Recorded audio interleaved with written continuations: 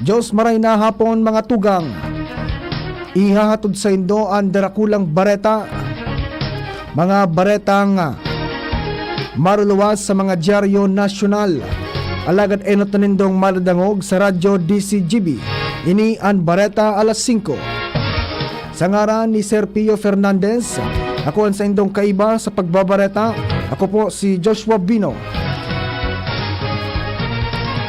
Ngunyan sa dispatchos kan darakulang bareta sa lado nasyonal.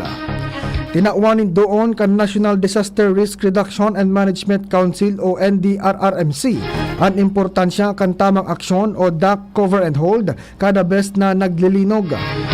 Ang pahayag kan NDRRMC kasunod kan magnitude 6.0 na linog sa Masbate. Sigun kay Office of the Civil Defense o OCD Assistant Director Bernardo Rafaelito Alejandro IV, ang pagkondukta ng DAC cover and hold asin iba pang safety measures kapag naglilinog makakaiwas sa pagkakaigwa ng danyos asin pagbuwis ng buhay. Sinabi niyang importante na pirming handa ang publiko para pag tuminama sa nasyon ang The Big One. Paliwanag kay ni na nasa Pacific Ring of Fire ang Pilipinas kaya pirmi kitang pigtatamaan ng linog. Sigun pa kay Alejandro na importanteng nagpapartisipar ang gabos sa National Simultaneous Earthquake Drill para magmarka sa isip asin puso kan gabos ang mga dapat gibuhon sa oras ning kalamidad tangani mailigtas ang sadiri, pamilya asin komunidad. Napag-araman na ginigibo ang National Simultaneous Earthquake Drill sa kada quarter kan taon. Double time na ang pigigibong search and rescue operations kan contingent team kan Pilipinas sa mga lugar na tinamaan nin magnitude 7.8 na linog sa Turkey. Sigun kay MMDA rescuer Eric Brian Farenas, nakalaban ninda ang oras dahil mantang naghaloy, nagsasadit man ang tiyansa na makahanap sinda nin mga survivor. Agyat man sa mga rescuer ang malipot na panahon. Alagad dahil sinda nawawara nin paglaom na makasalbar nin buhay hali sa mga nagaba na edipisyo duman. Enot ng siniguro ang contingent team kan Pilipinas na daisinda nagiging pagabat sa search and rescue operations dahil well equipped nin mga bagong kagamitan ang grupo arog kan life detector, snake eye device asin drone. Nagpasalamat man ang grupo sa mga locals sa Turkey dahil sa pag-asikaso sa inda.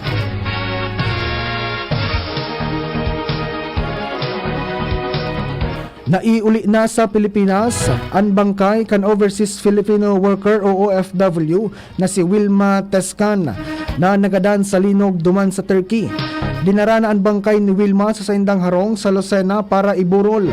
Ang nabayaan na aki na babae ni Wilma ang kaibahan sa flight pabalik nin Pilipinas mantang ang agom kaining Turkish national nawalat sa Turkey dahil nawaraan sa iyang pasaporte.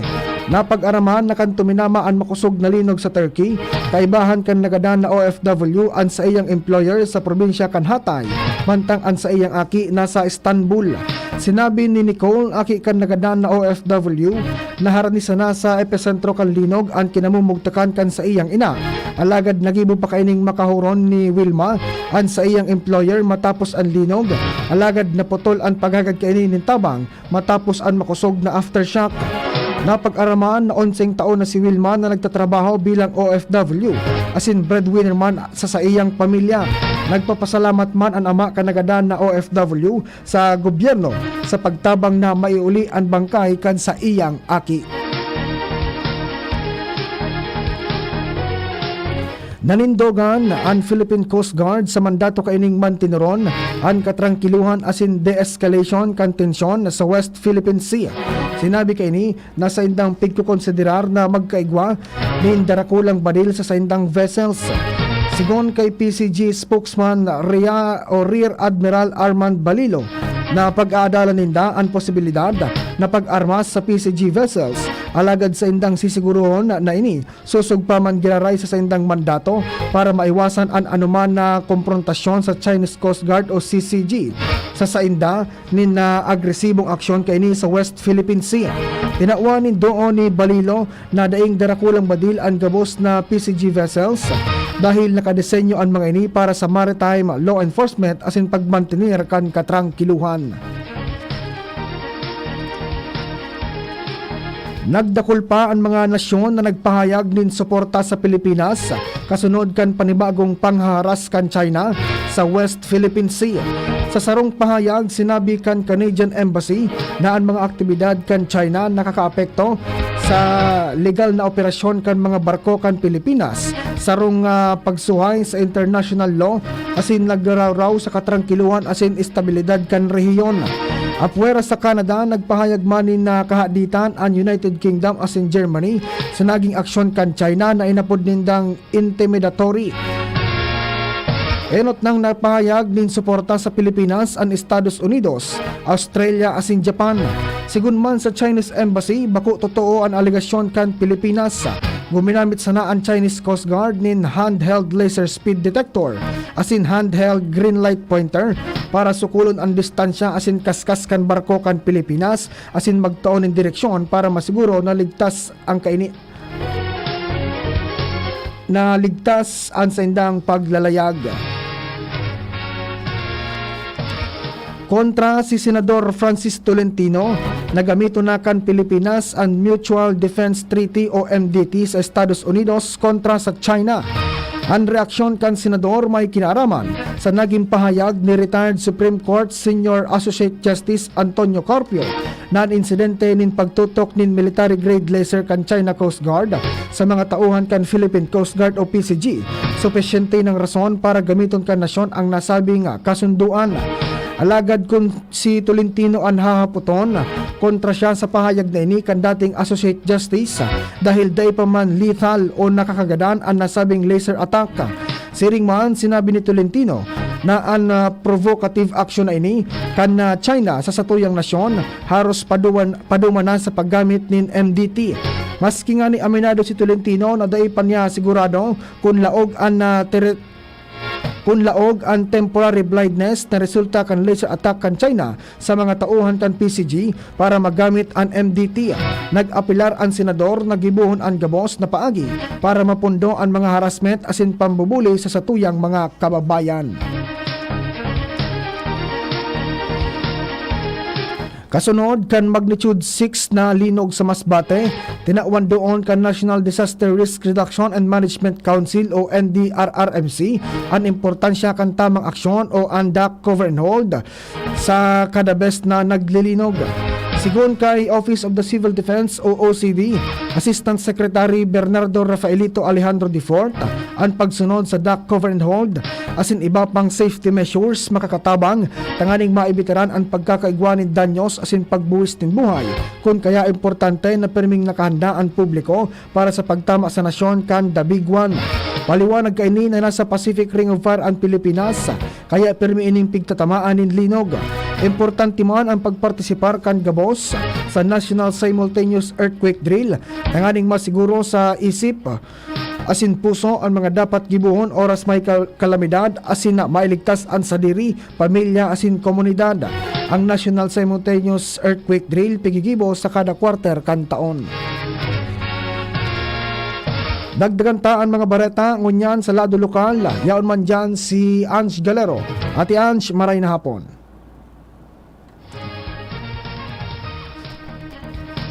Sa Mayo 8, 2023, sagod din sa Mayo 21. Ini ang informasyon na napag-araman kan DCGB News gikan sa Provincial Tourism, Culture and the Arts Office of PTKO sa pangyayalot ni Ma'am Dorothy Collie kung saan sinda nagkakaiguanan ni na magdagkapira na mga preparasyon sa pagkaripon para paghandaan talaga at pagbabalik kan Magayon Festival. Duwang semana sa nakontutuson ang nagdalaganon kan peryodo kan Magayon Festival, alagad naglalaom si Collier na matapos tourism officers kan syudad asin man mga munisipyo sa probinsya kan Albay. Dagdag na bareta, Ange Galero, DCGB.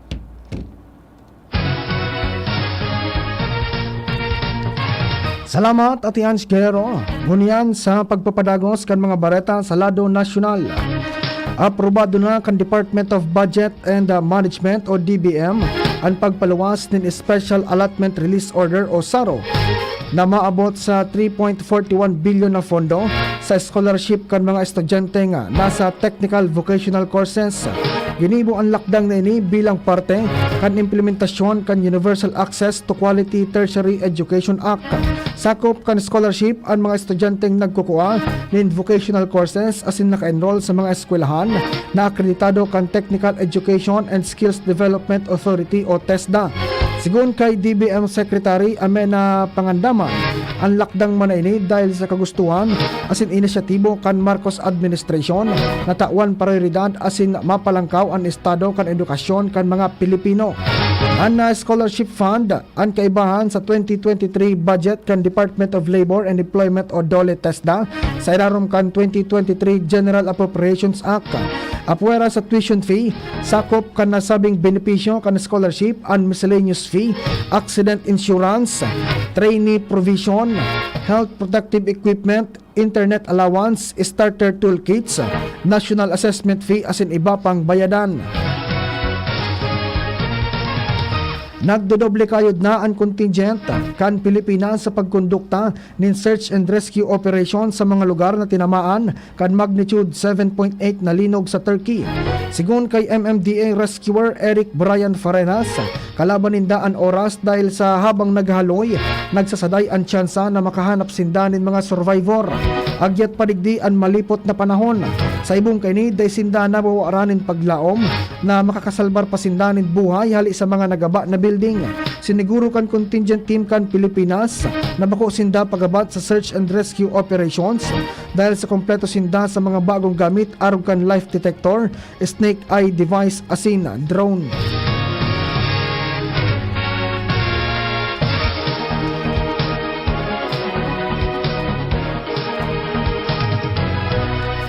Iimbestigaran kan Senate Blue Ribbon Committee ang ibinulgar kasubanggi na Senador Grace Poe na posibleng kaso nin human trafficking o human smuggling nin mga dayuhan sa Ninoy Aquino International Airport o NAIA, paluwas nin nasyon.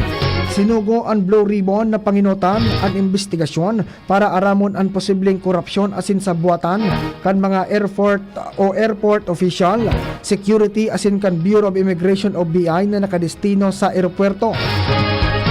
Tinawanin doon ni Senate President Juan Miguel Zubiri na kaipuhan masirip ini dahil posibleng may criminal records ang mga dayuhan na inagi sa NAIA paluwas kang nasyon. Gusto man ni Senador Grace Poe ang lokal na kampanya na global na nagserbing aircraft ground handler asin iyo ang nagpuslit nin mga tawo na daing dokumento paluwas kan nasyon.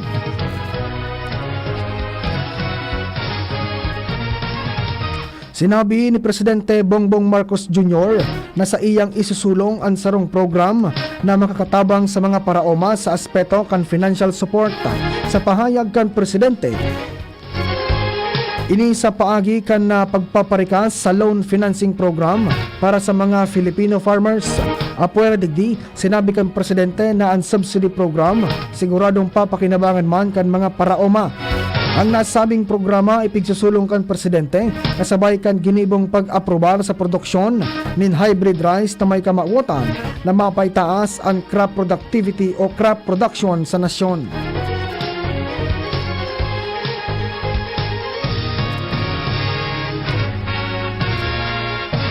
Siniguro kan Sugar Regulatory Administration o SRA na magiging transparent asin maagi sa maigot na accountability ang gigibuho na importasyon kan gobyerno nin tonelalang asukar. Ini ang sinabi ni SRA Board Member Pablo Azcona sa tahaw kan planong pag-importa nin 440,000 metriko toneladang refined sugar. Sinabi ni Azcona na igwasindang guidelines na susunodon sa gigibuhon na importasyon asin kaibahan na digdi ang pagdeterminar sa mga importers na may good standing. Apwera digdi, sinabi kan opisyal na magkakaigwamanin pag-pigaapod na performance bond para masiguro na dai mapalyar sa kasunduan ang mga importers. Babangaon sa tulong tranches ang import order o duwang tig 100,000 na metriko toneladang buffer stock na 240,000 metric tons. Kamawatan kan importasyon na mapababa ang presyo nin asukar para sa interes kan consumers asin makakuaman nin patas na presyo ang mga paraoma.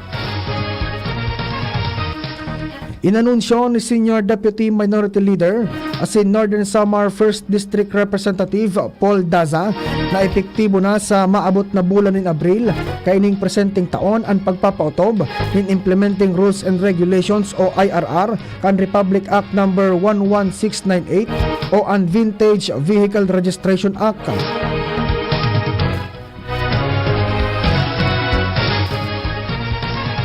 Ang nasabing lay, ipinasar kan Abril 2022 kung saan sakop kaini ang mga lunadan na 40 anyos na ang edad gikan sa orihinal na petsa kan pagmanufacture kaini. Sa irarom kan RA 11698, pigtutugutan ang importation, exportation as in registration nin vintage vehicles. Ang registration sa Land Transportation Office magiging valid sagkod 3 taon asin an mga magiging valid sagkod 3 taon asin an mga tagsadiri maka-avail nin vintage vehicle plates. Maut man ni Daza na i-develop pa ang vintage car restoration industry sa bilog na nasyon.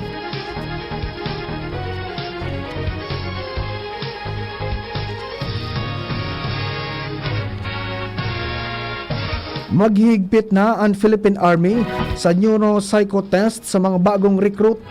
Ini ang ipinag-orden ni Army Chief Lieutenant General Romeo Browner Jr.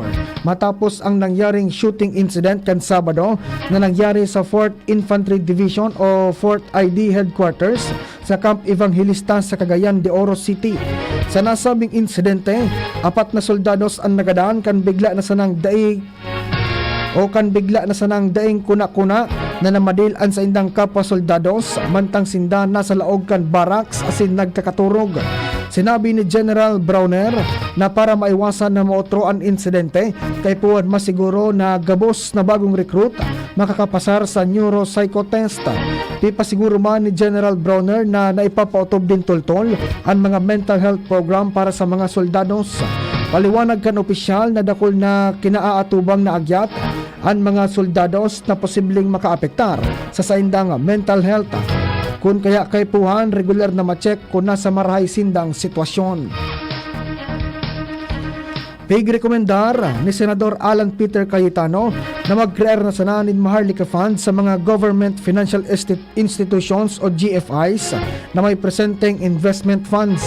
Ini ang suwestyon ni Cayetano imbis na magbilog pa nin panibagong korporasyon digdi sa Maharlika Investment Corporation o MIC. Itinaong halimbawa kan senador ang Social Security System o SSS, Government Service Insurance System o GSIS asin pag-ibig na tested na sa pag-invest o pangangapital asin mas pinagkakatiwalaan ini kan mga tao.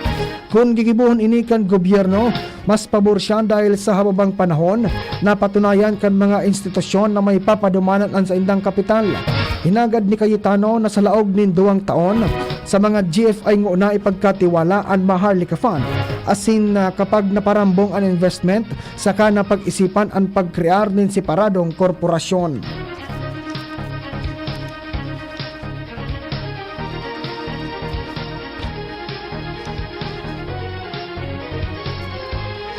Sa panhuring bareta sa lado nasyonal, lusot na sa Kamara de Representantes ang propestong lay na pagkuan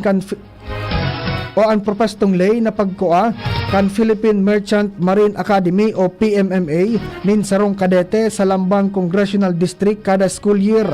Sa botong pabor kan 247 kan mga kongresista inaprobaran na sa ikatulo asin penal na pagbasa kan na lower house and House Bill number 6994 o House Bill 6994. Ipinag-orden kan bill sa PMMA na kada school year magkuanin sarong kadete hali sa kada congressional district. Para sa mga probinsya na igwasan ng sarong distrito, tulong kadete ang kukuahon digdi. Malinaw man sa bill na kaipuhan pa man giraray, makapasar ang aplikante sa entrance examination asin makompleto ang mga requirements. Kamauotan kan propestong lay na mataawanin access ang mga deserving na estudyante gikan sa hararayong probinsya nin patas na oportunidad na makapag-adal sa PMMA. Iyan mga tugang ang detalyes, mga bareta ngunyan para sa aga. Mga bareta iyan na maruluwas sa mga dyaryo nasyonal. Alagad enot na nindong nadangog sa radyo DCGB ini ang bareta alas 5. Lado Technical, John Napoles. Sa IT, Tresya Marilitana asin Richard Astor. Sa ngaran kan mga nagsurat kan bareta, Angel Mustaza, Jenny Macho Balyeran, asin ang mga intern sali sa Bicol University. Sa ilarom iyan kan supervision ni News Director Mar de la Cruz. Sa ngaran man ni Serpio Fernandez, ako po ang sendong nakaibahan sa pagbabareta. Ako po si Joshua Bino. Salamat kan sendong pag-antabay. Kitang mga urag